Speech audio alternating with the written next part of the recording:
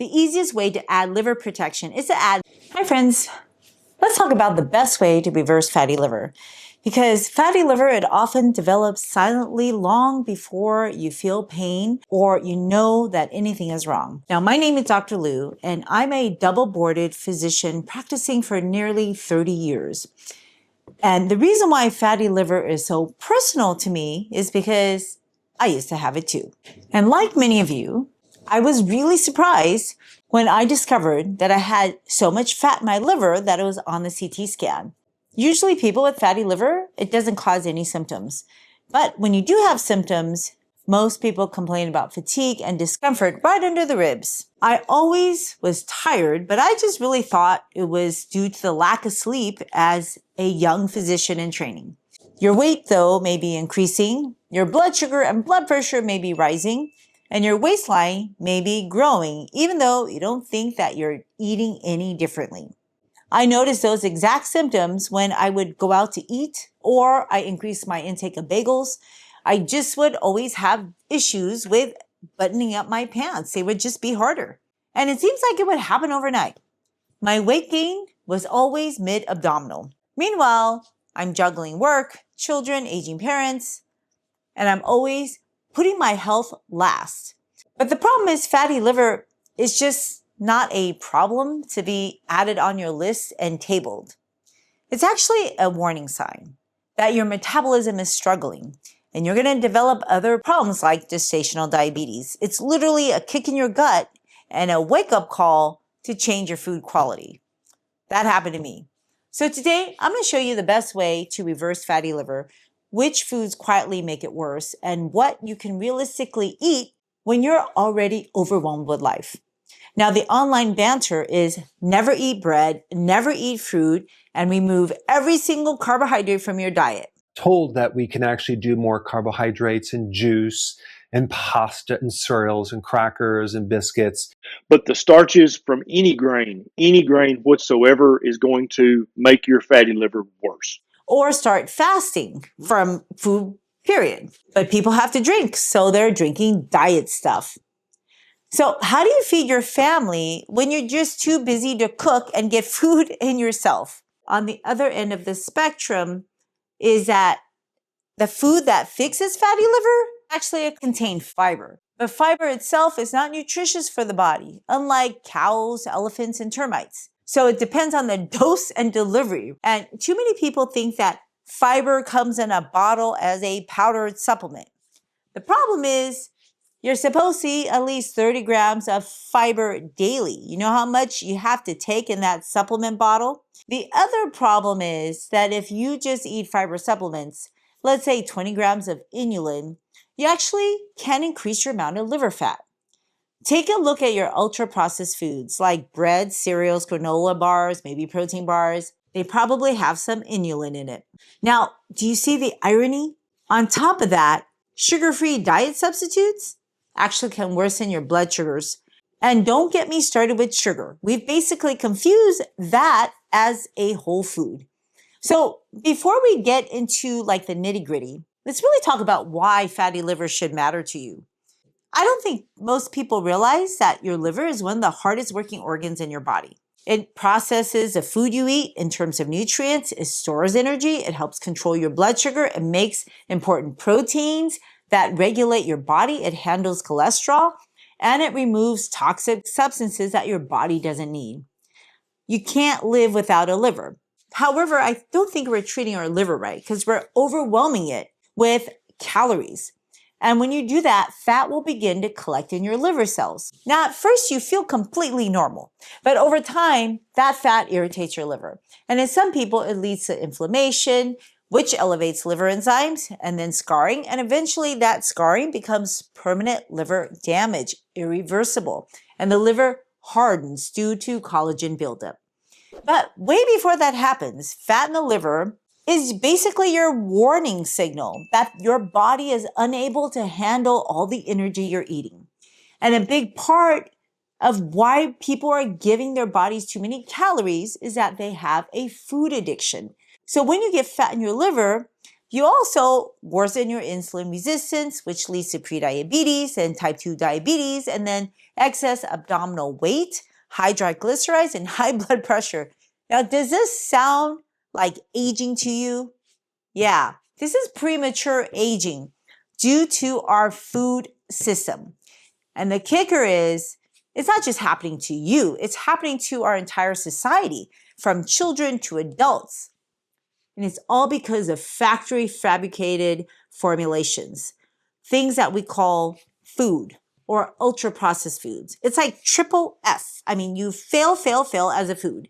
It's Frankenstein inventions that are fooling our brains and sabotaging our metabolism, starting with your liver. Unfortunately, these triple F foods, ultra processed foods, they slowly take us to the grave. They shorten our lives probably by about 2 decades. Now, to be clear, we're talking about the same disease, fatty liver, that is now called MASLD, metabolic dysfunction associated steatotic liver disease. It's a mouthful and it's a new name, but the problem is something that I've literally watched throughout my entire medical career. This disease literally happened in front of my eyes. And initially, we didn't know much about it. But the good news is there is plenty for us to do about this. If you want to remove your liver fat, you got to watch the entirety of this video. And towards the end, I'm going to tell you what exactly accelerates your liver fat and what you can do to avoid that. Now, for years, we thought it was just alcohol. You know, whenever doctors saw fat in the liver, it was pretty much due to alcohol. But since the advent and the explosion of factory formulated fabrications or ultra processed foods, we started seeing the rise of fatty liver in people who didn't drink. And I remember my very first liver transplant patient was a middle-aged woman who I saw like 25 years ago, and we couldn't figure out why she had fatty liver. We called it iatrogenic. Now we know it was from ultra-processed foods. Fatty liver has been through many names, but we call it now MASLD because it's causing a metabolic problem from excess calories. And the problem is we keep eating on like super speed, ultra-processed pretend food. And every time we eat that, we're just eating more calories. And the quickest way to get down those calories is just swallow it whole. Now, if you have dogs, you'll notice that they don't chew their food very well. They're always swallowing their foods whole because in the wild, they had to hurry up and eat so they can scurry up and leave, right? The problem is, as human beings, we're surrounded by a plethora of food. And we eat throughout the day from morning to nighttime. And some of us wake up in the middle of the night to eat too. We're not just eating though, we're also drinking multiple times a day, calories in our drinks. And the most important beverage that you really need to watch out for is anything with sugar, folks.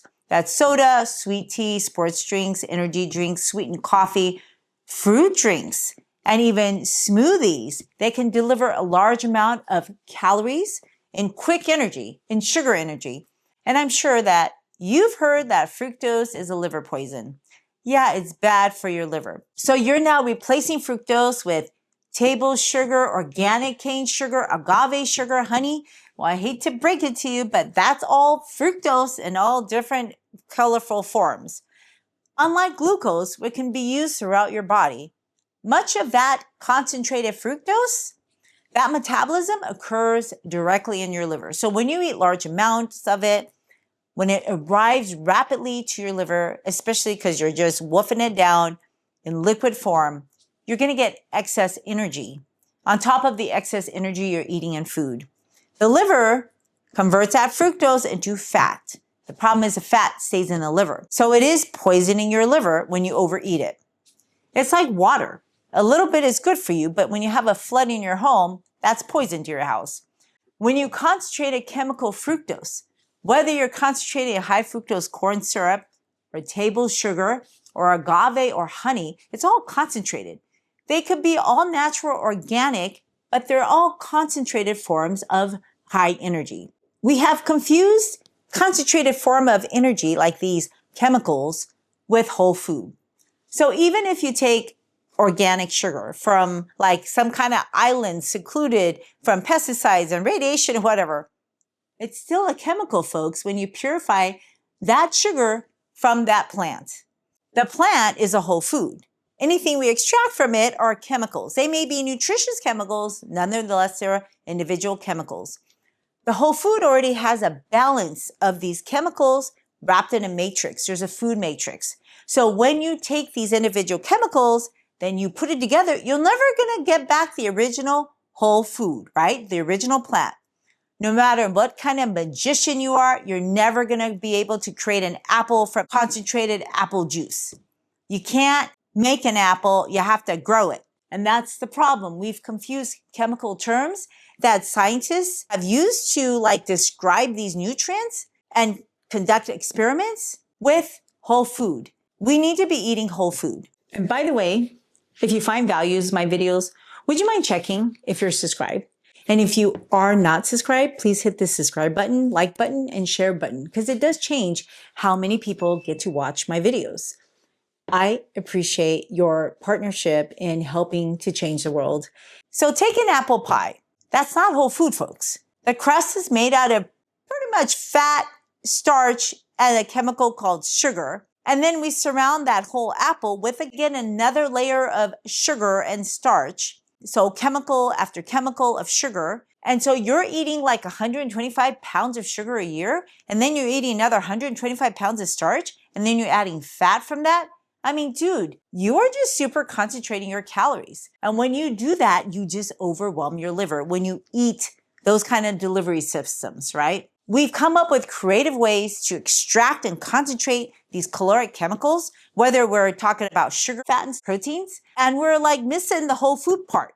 And it's just so mind-blowing. You know, I went to Costco and I turned around and there was a quote unquote healthy food filled with dehydrated fruit. But if you read the label, you're not getting fruit. You're getting concentrated fruit juice. That's just sugar.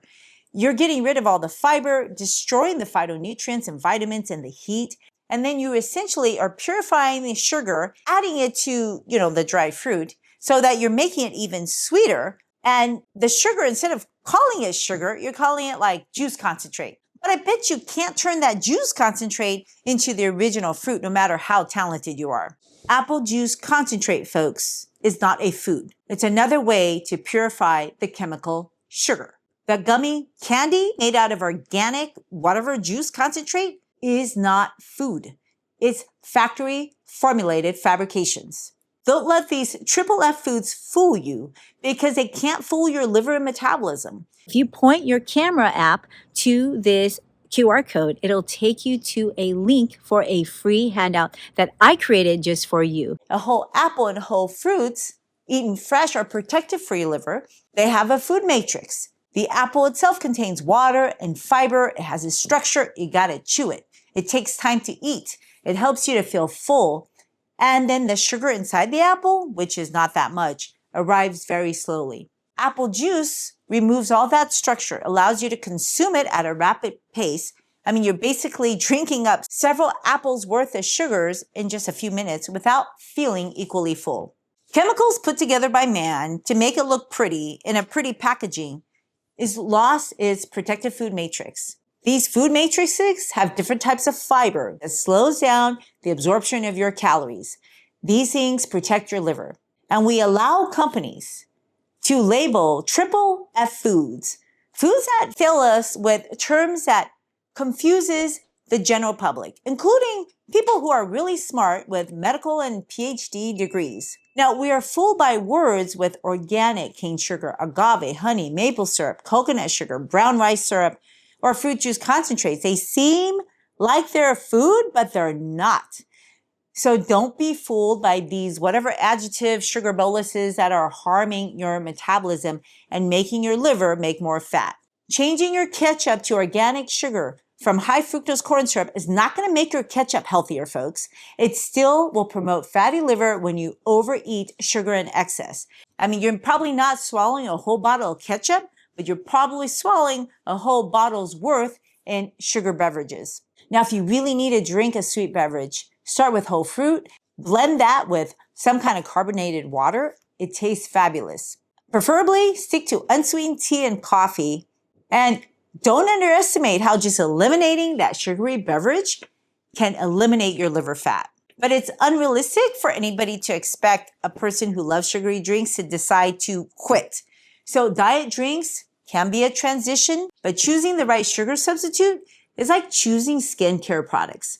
The landscape is just super confusing. Some sugar substitutes actually make fatty liver worse, and some sugar substitutes may be okay for fatty liver, but ultimately they all affect your gut microbiome, folks, and your gut microbiome is one of the most important organs to protect you from fatty liver. And that's why the best replacement involves some kind of whole fruit mixed with water. You always want to nourish that microbiome in your gut. Now, some of you may not have any problems with sugary beverages, but you're still gaining weight because you're probably stuck on starchy foods. And that's driver number 2, refined starches. Refined starches, I hate to break it to you, gets converted straight into sugar. Starches are factory formulated fabrications, and then they make other fabrications. You can't make pounds of starch at home very easily, can you? We're eating 125 pounds of flour, which is predominantly starch. And think about it. You're eating 125 of sugar a year, and then you add that to white flour. We're baking soft bread. We're eating crackers, pastries, cakes, donuts, breakfast cereals, pizza crust, hamburger buns, and snack foods.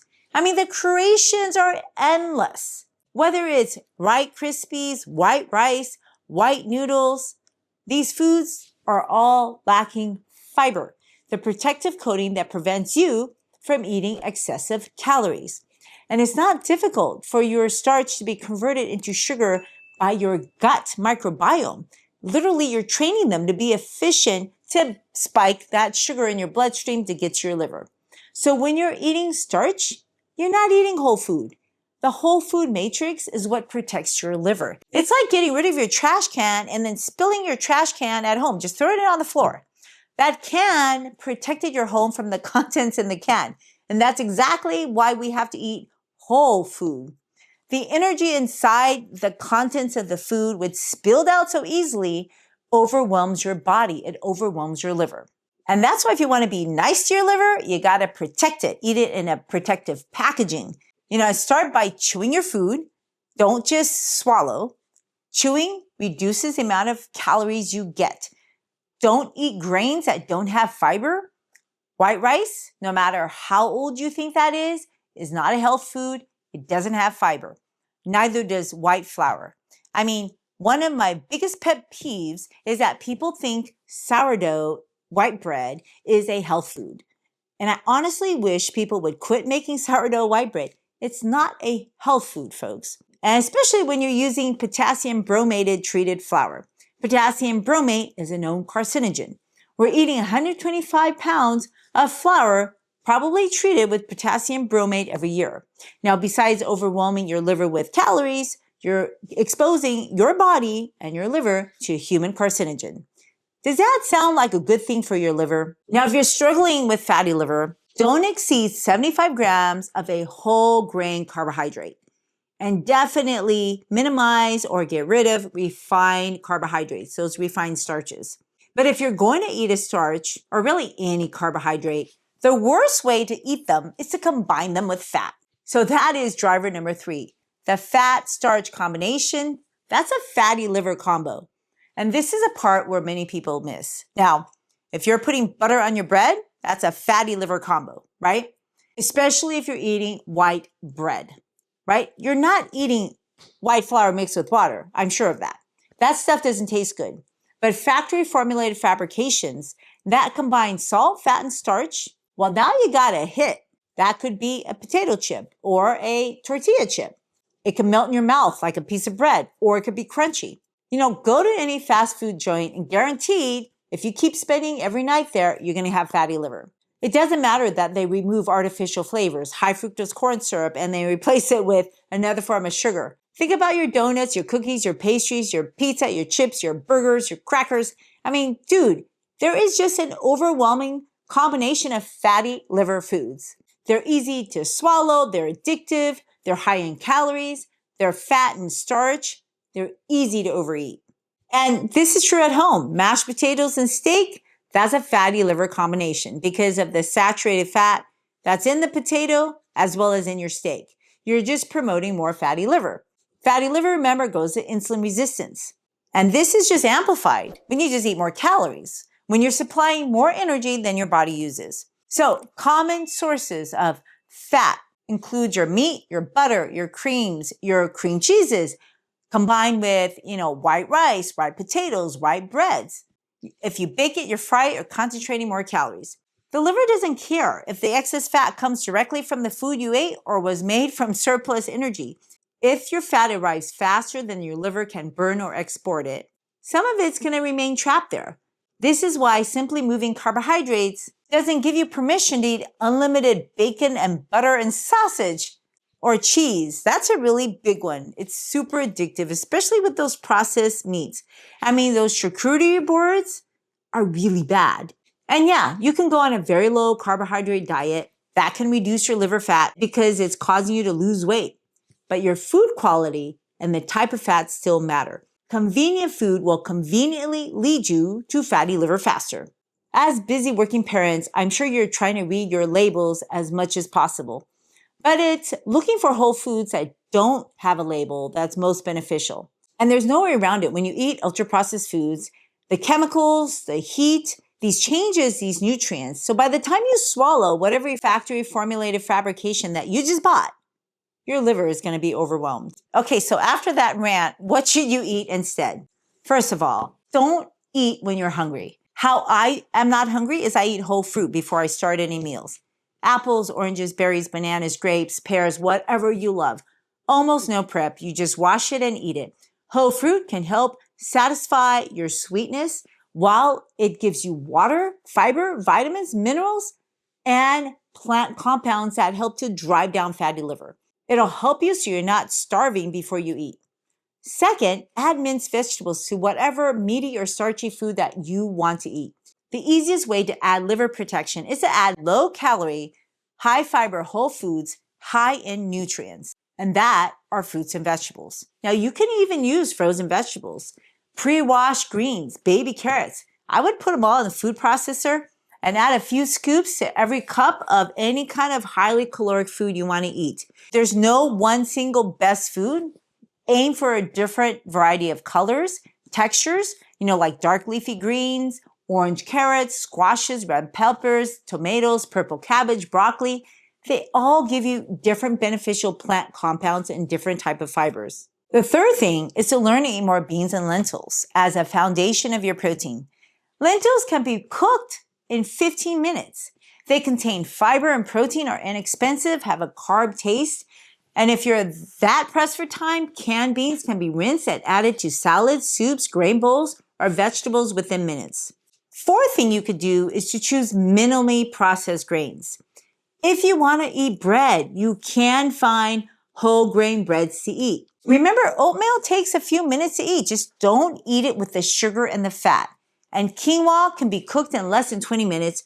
You can, in fact, cook it with those beans. Now, these foods can complement breakfast, lunch, or dinner. Don't box yourself in any, no pun intended, one way to eat it. Fifth, choose more plant-based, low-fat protein sources to replace some of your high-fat meats, or basically any food that's high in fat. Definitely avoid processed meats. They are high in fat and high in salt. Now, high-protein, low-calorie options includes beans, lentils, tofu, tempeh, nuts, and seeds. Now, nuts and seeds are higher in calories, just don't eat so much, right? Then you compare it with your fruits and vegetables. And do not rely on just fiber powders. Eat your fiber from whole foods. Now, a supplement can be helpful in the right situation, so I can't discount that. But it can't reproduce a full package of nutrients and plant compounds that you can find in the original real food. Now, realistically, a plate for a busy family doesn't have to look fancy. Now, here's what a meal may look like if you don't have a private chef. So I want you to start with half a plate of vegetables. You can chop it in a food processor. If you don't like the texture, steam it. You can put it in the oven and roast them. You can also add them to a can of refried beans that you can heat up. You can easily cook your lentils as well as your tofu. And if you don't have that time to cook, just know that your lentils can cook in 10 minutes, and then you can add rinsed quinoa to it. Let that cook for an additional 10, 15 minutes until the quinoa shows some strings. Now, if you want it flavorful, Saute some onions and garlic right before you add water, and then you put your lentils in it. The more onions and garlic you put, the tastier your dish will be. Then the lentils will soak up the flavored water. And you can add cumin, onion powder, oregano, and some turmeric to that water as well. To add more protein, you could add wheat germ and nutritional yeast. That will also change that flavor of your lentils and your quinoa mix. And when you change your food, upgrading the quality of your food, sticking to whole food, you'll notice you're going to be losing weight. And when you lose abdominal weight, you are also losing liver fat. But remember, the goal is not to starve yourself, which can also work to lose fatty liver. But extreme restriction, rapid weight loss, or a poorly planned diet can cause you muscle loss. That's worse for glucose control and mobility. It's important to preserve your muscles, and that requires that you move. Move after you eat. That's even more beneficial to reduce fatty liver.